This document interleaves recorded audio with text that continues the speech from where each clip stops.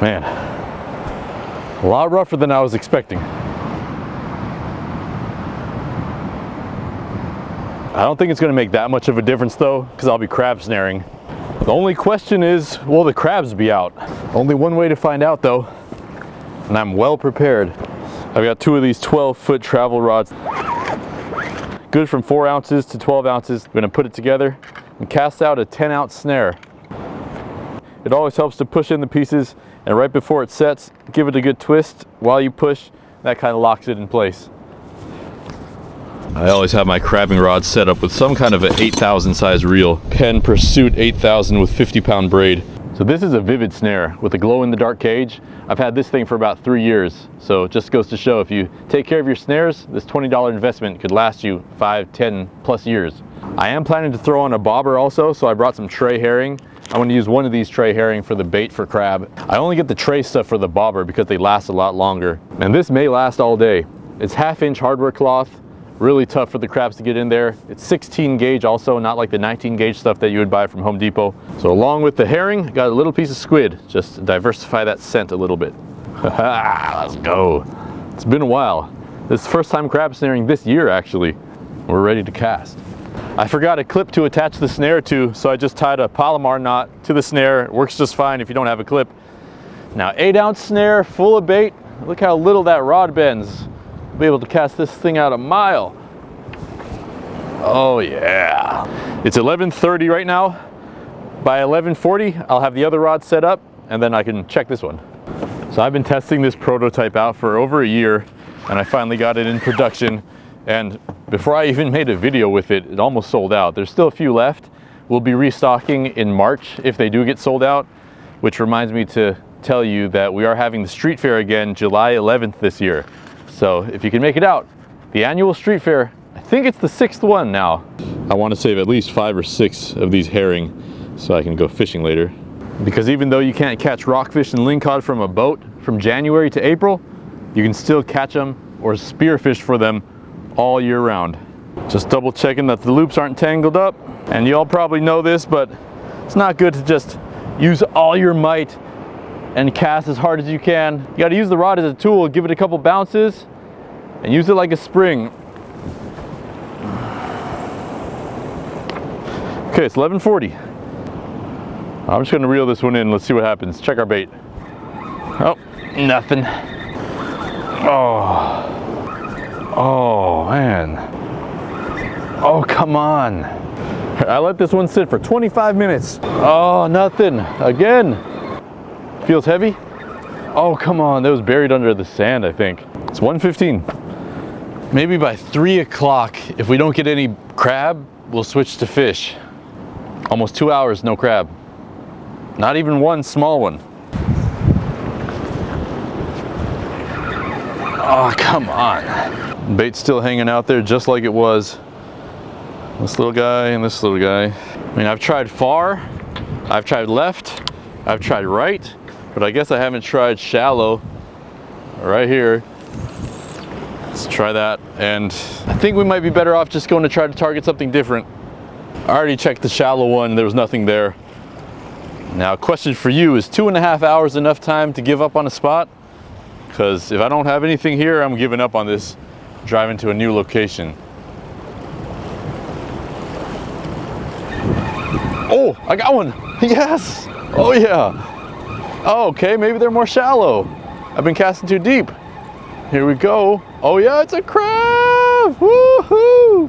Now it's coming up to the surface, so I don't want to reel too fast.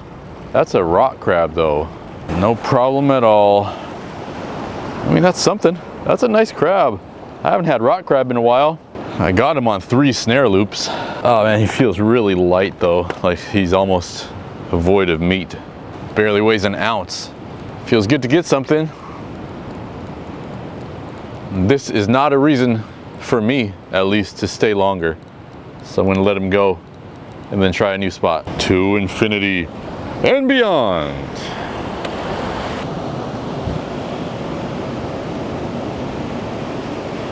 Well, I might be back. Maybe not though. We have arrived to a new spot. It's nice and protected with some of these rocks outside breaking the waves before they get in. So I'm gonna bust out the rod again. It looks like I'm carrying a jetpack. All right, I got the bobber rig all set up in about 5 minutes, but this is one important thing if you're gonna use a cable baiter. Sometimes they'll come with a loop like that, big and wide. If you've got pliers, it helps a lot, but you want to just squeeze it down so it can go through the bait a little bit easier. And then if it's too tight on the bottom, you can just use the nail that it comes with and widen that gap just a bit on the bottom. Then you take your best looking herring or anchovy, locate where it's going to come out its mouth, right about there. And I know I'm going to go in from right about there. So I'm going to find that spot, poke my cable baiter, and then we're going to run that wire all the way along the edge of that herring. We'll be careful not to poke out its eye. We'll come out its mouth just like that.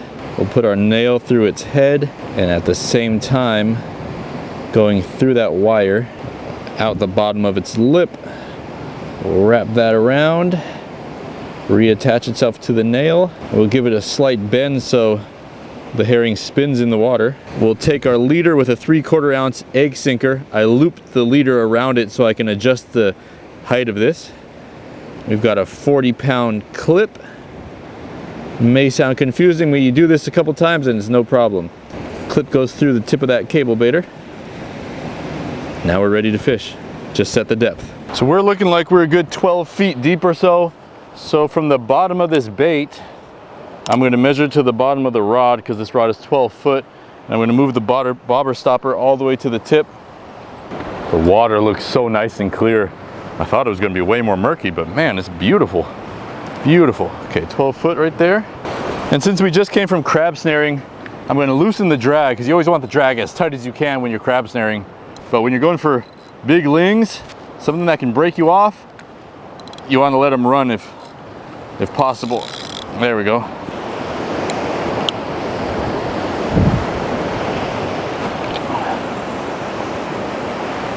Oh yeah, okay.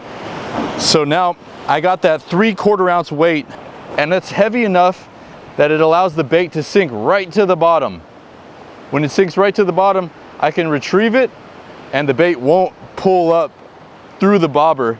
And even if it does, I can just let it go back down and that weight will pull the bobber, will pull the bait straight back down to the bottom. You guys see that bobber?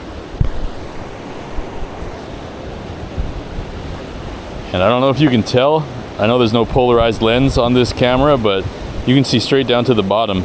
And that's gotta be 12 feet.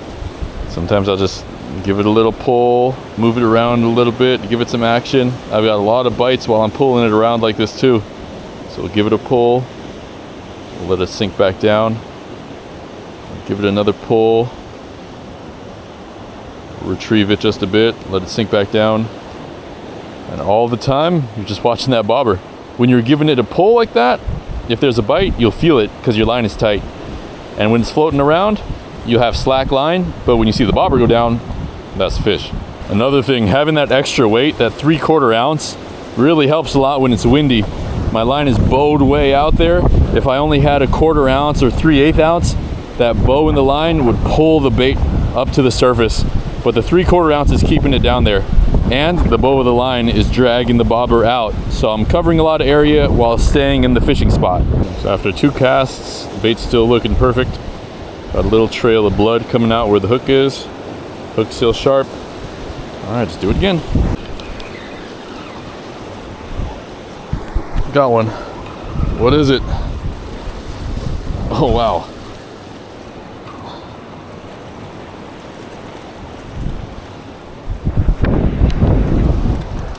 All right, y'all, got what I was looking for, but a little small. That's the smallest ling that I ever got. There's a bunch of sea lice on him, but look at the hook set, right in the lip. There's no way he was getting off as long as I kept tension. These need to be 22 inches, of course, as you know. Doesn't even look like a lingcod, huh? It looks like a shark almost. All right, we'll let you go.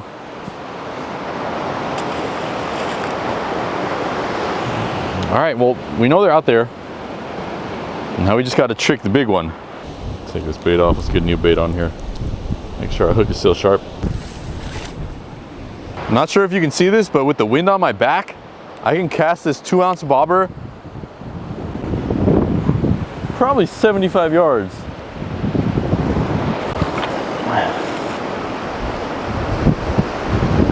Maybe more.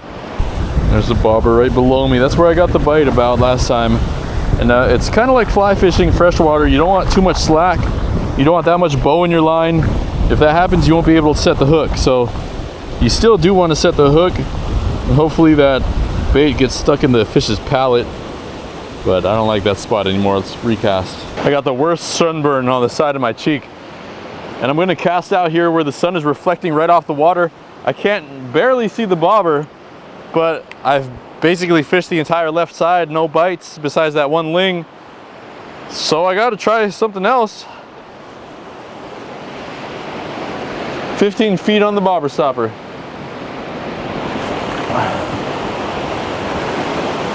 It's almost 4 o'clock. Sun's gonna be setting in about an hour.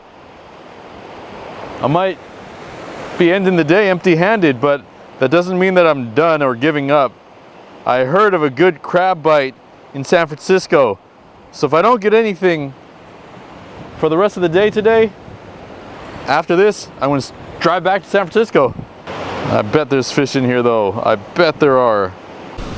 Oh my gosh, I had a big one. It just broke off. Oh my gosh, I had a big one.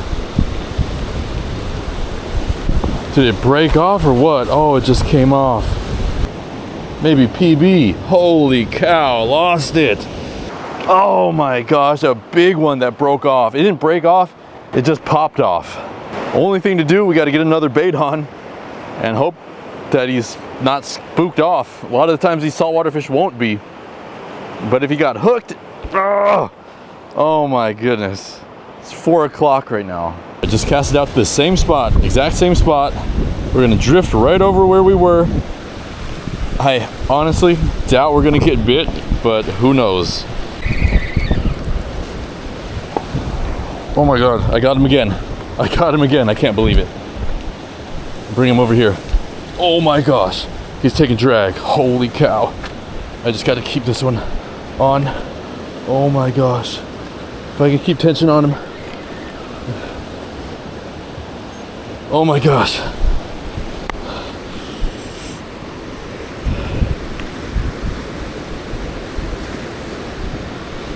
Oh my gosh, he's a huge one and he just came off again. Drag too tight. Drag too tight. Oh my gosh. What happened?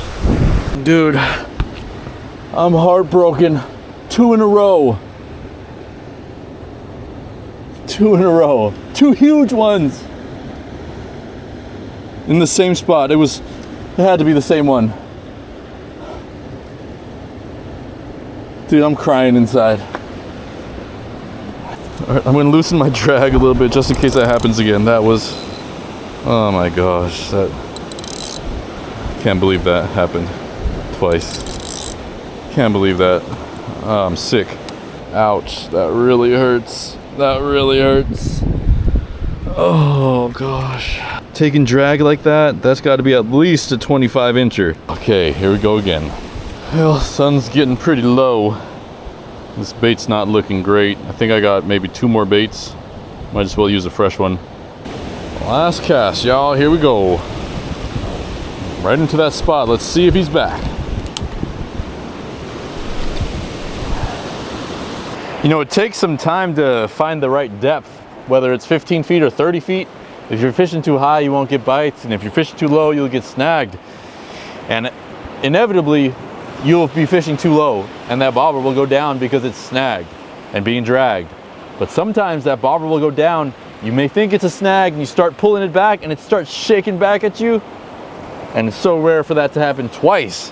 I don't know, I don't have very high hopes anymore, but we're still gonna give it a try.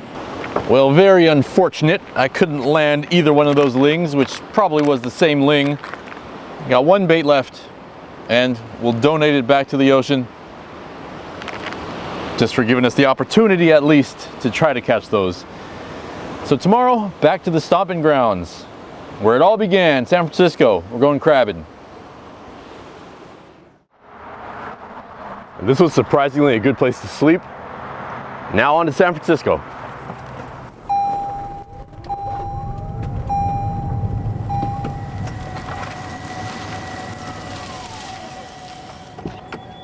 We're going old school today. I don't have any waders or shorts, so I'm just gonna do the old trick to roll up the pants. I see a lot of crabs coming in, but a lot of them look short. It's all right though, we only need a couple. Beautiful day at Baker Beach. This is where I had my first crab snare party. Been thinking about having another one of those. Got about at least 10 ounces here. If the current is too strong, I've got 3 more ounces that I can add, but it doesn't look too rough, so I think we'll be okay.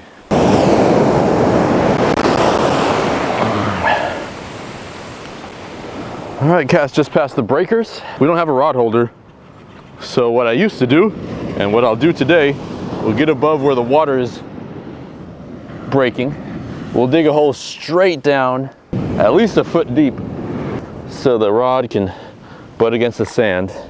We'll just backfill it, and no need for a rod holder. We'll tighten that up, just make sure we're not drifting.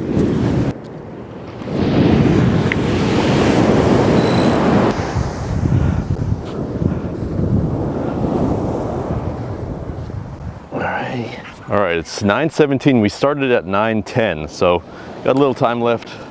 Get our rod holder set here. Got a good feeling. I didn't buy this Home Depot bucket for nothing.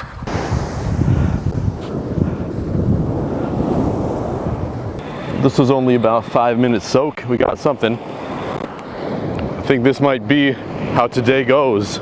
A lot of small ones. Look, this one got tangled up in the line. This one's definitely too small. Let's measure this one. This one could be close, actually. Oh my God, it's a keeper. Barely keeper, but it is a keeper. There are a lot of dogs without leashes here, so I'm stacking my backpack and shoes above my cooler, or else someone's gonna pee on it. You know, if there are a lot of crabs in one spot, you don't have to wait 15 or 20 minutes per pull.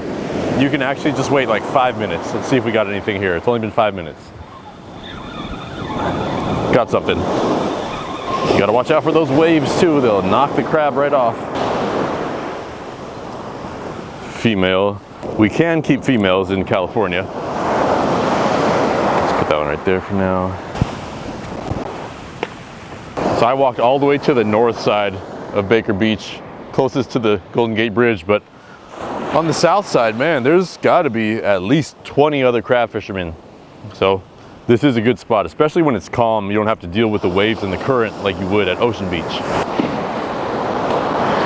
Sometimes your hole, if you don't have a rod holder, it gets filled in. Every time you put your rod in it, it gets a little bit more shallow and shallow and shallow until it's so heavy it just falls forward. So make sure if you do this, your rod is all the way to the bottom of that hole. Oh yeah, oh yeah. Small one, I think.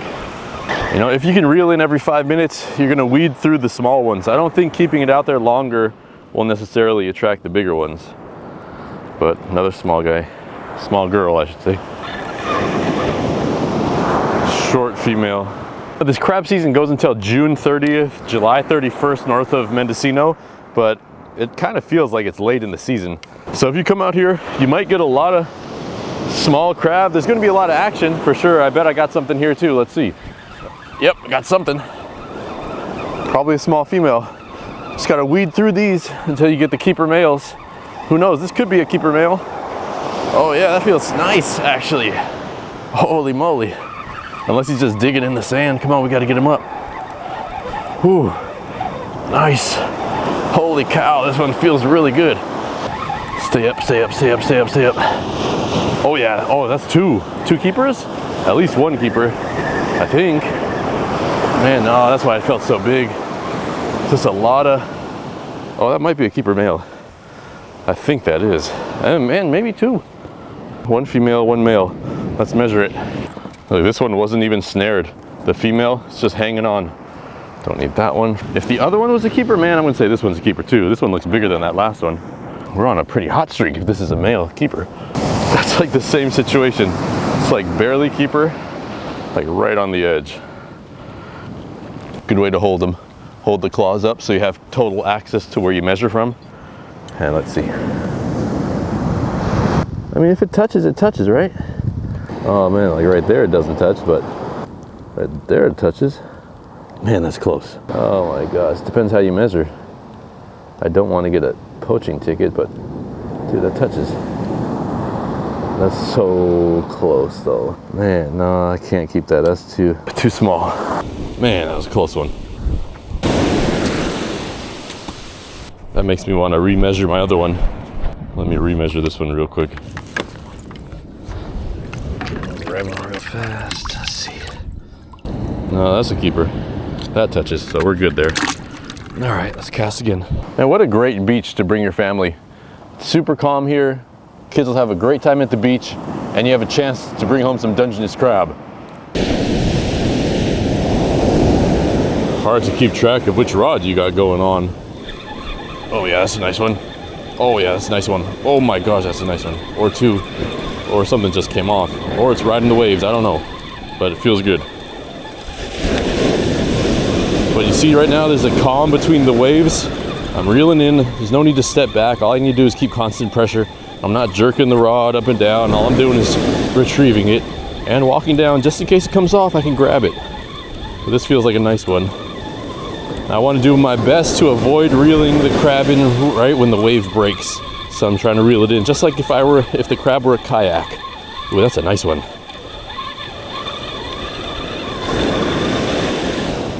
That's as close to a keeper as you can get. Clears up where you can measure. Oh, that's a nice keeper. Oh yeah, that's almost a 6. Woo!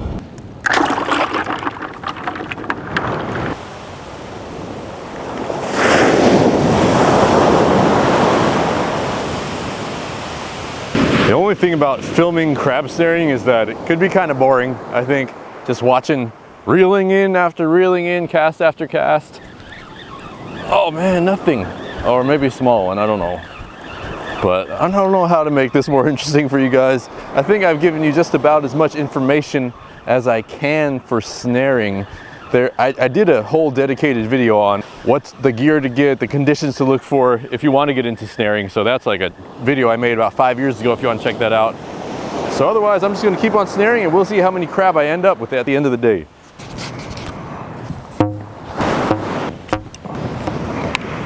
It really is so convenient. So when you're done fishing, just to keep the life of this snare as long as possible, I always just put the loops up, twist this shock absorber thing through the loops about 3 times, and then put that right back through the cage so it keeps everything in place. And that'll be ready to go. Well, I got my 2 crab and some water, and now I just got to find a place to cook these that's not so sandy. Well, this spot looks good. I got my crab, but there's no tables, so I'll keep hunting. Well, I really wanted a place with the Golden Gate Bridge in the background, but that wasn't possible, so we'll settle for this, a nice little picnic area. So here's what we got going on. I'm gonna shuck this crab, get the meat out of the shell, and then I'm gonna make a popcorn crab, the crispiest one you've ever had. I wanted to make it with a lingcod that I was supposed to catch yesterday, but that just didn't work out. So before I do that, let's get the marinade started. We've got 2 tablespoons of oyster sauce, 2 of soy sauce, 2 of honey, 2 tablespoons of rice wine. I think there's something else in there, but I forgot. Oh yeah, a little bit of oil, 2 tablespoons of oil also. I used olive oil, but you can use whatever oil you'd like. So in this Ziploc, I've got about 2 teaspoons of chicken bouillon and 1 teaspoon of white pepper. So I'm gonna mix that all together. And then I'm gonna crush up some garlic and throw it in there too.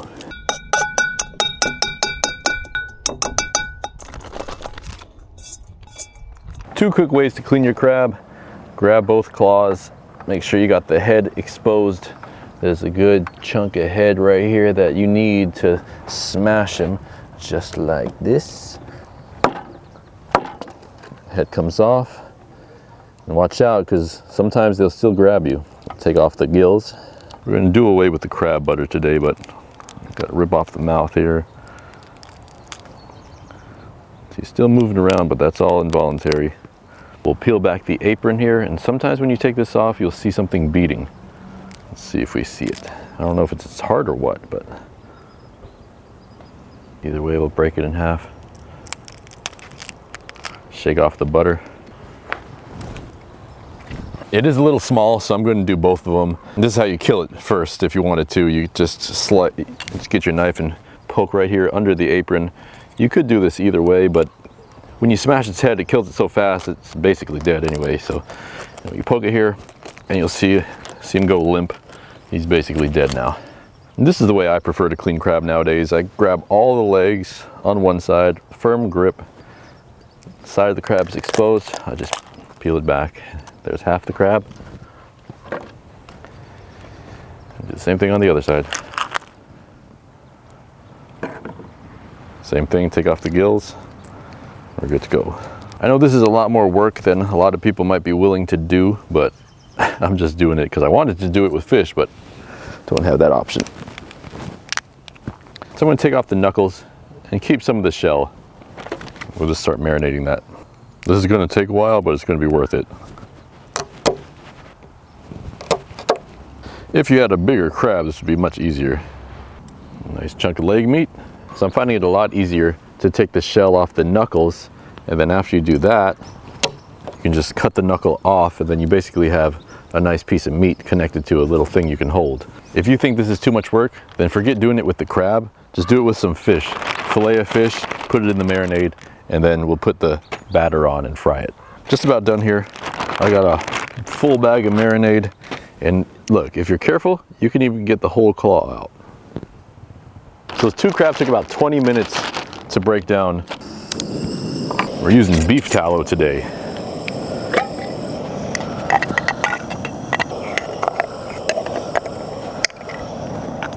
All right, that should be good. That should be enough. We'll melt that down. In this bag, we've got about 1 cup of potato starch and 2 tablespoons of cornstarch. Whew, and a little bit of salt. We're basically just gonna throw every piece in here and we'll shake it around. This is gonna be the crispiest fish or crab, little popcorn pieces that you've ever had.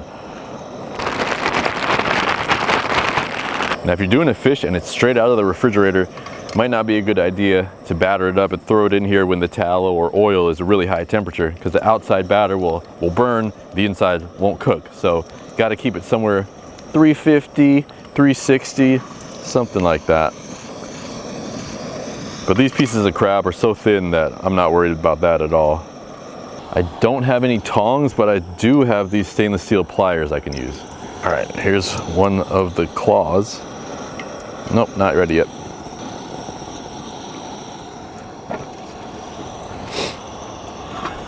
Oh my gosh, that was so close. I better keep an eye on this. All right, let's go. Let's start frying. Some of this potato starch got a little too cakey, so I'm breaking some off.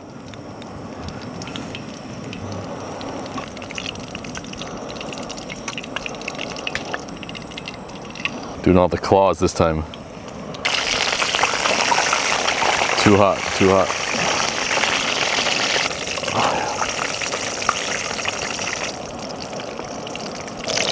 Look at that thing.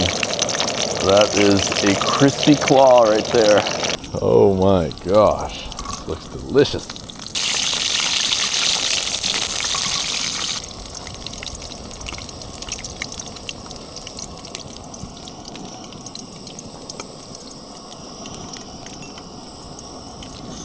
That's a full meat piece right there. We have a finished product. Now remember, you can totally do this with fish without all the prep work of the crab, but this turned out perfect.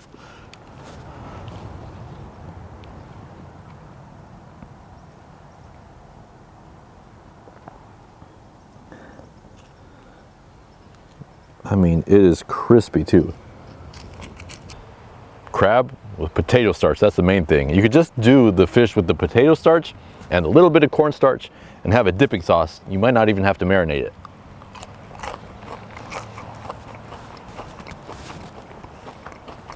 Oh!